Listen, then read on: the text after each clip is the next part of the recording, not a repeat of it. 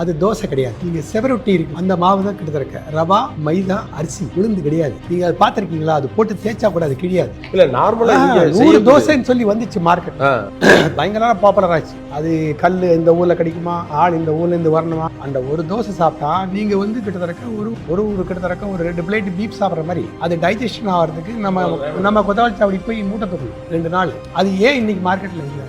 உடம்பு ஏற்றுக்கல. யங்ஸ்டர்ஸ் நிறைய வீடியோலாம் போட்டாங்க, ரோட்டில் வச்சு போட்டாங்க, 3 கல் வச்சு சில ஹோட்டல்லாம் போட்டு ஆவணம் சொல்லி நாங்கள் ஊர்லேருந்தெல்லாம் கல் வர வச்சு அதெல்லாம் போட்டு கொடுத்தோம். அதெல்லாம் ரொம்ப நாள் ஓடாது. இந்த இட்லியும் தோசையும் பொங்கலும் தான் ரொம்ப நாள் ஓடும். நீங்கள் மத்தியானம் பிரியாணி சாப்பிடுங்க, நைட்டு பிரியாணி சாப்பிடுங்க, அதை காத்தால இட்லியும் தோசையும் பொங்கல் தான். இட்லி தோசை பொங்கலா பிரியாணியா பாஸ்?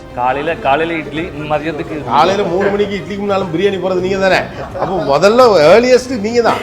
அது 5 மணிக்கு தானே ஓப்பன் ஆகுது. என்ன கேட்டால் 3 வேளையும் சாப்பிடுங்கன்னு சொல்லுவேன். இது 3 வேளையும் பிரியாணி சாப்பிடுங்கன்னு இல்லை நான் கேட்குறேன். ஏன்னா கடைசியில் இல்லை தினம் பிரியாணி சாப்பிட்டா கடைக்காரங்க நல்லது. கவுண்டர் டைலாக் தெரியுமா?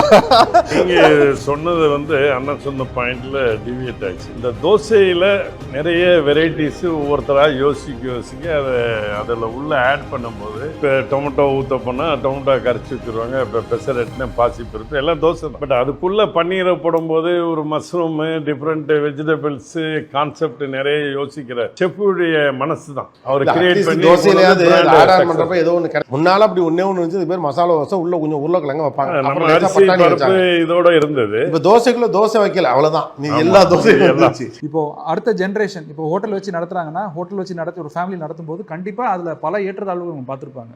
பார்க்கும்போது மகனே நான் பட்ட கஷ்டம் நீ பட வேண்டாம், நீ படிச்சுட்டு நல்ல ஒரு ஆஃபீஸ் உத்தியோகம் போ அப்படின்னு சொல்லி சொல்கிற ஃபேமிலிஸும் இருக்கிறாங்க. எனக்கு ஒரு நேட்டிவ் டேஸ்ட் ஒன்று வேணுங்கிறதுக்காக தேடி போகிறவங்களாம் இருக்காங்க. கோயம்புத்தூர்லேருந்து கிளம்பி 60 கிலோமீட்டர் தள்ளி போய் சாப்பிட்டு வர ஆள்லாம் இருக்காங்க. பிஎம்டபிள்யூலேயே அந்த செக்மெண்ட் வந்து மேபி 1-2 தப்பிச்சிருக்கலாம். நான் இல்லைன்னு சொல்ல.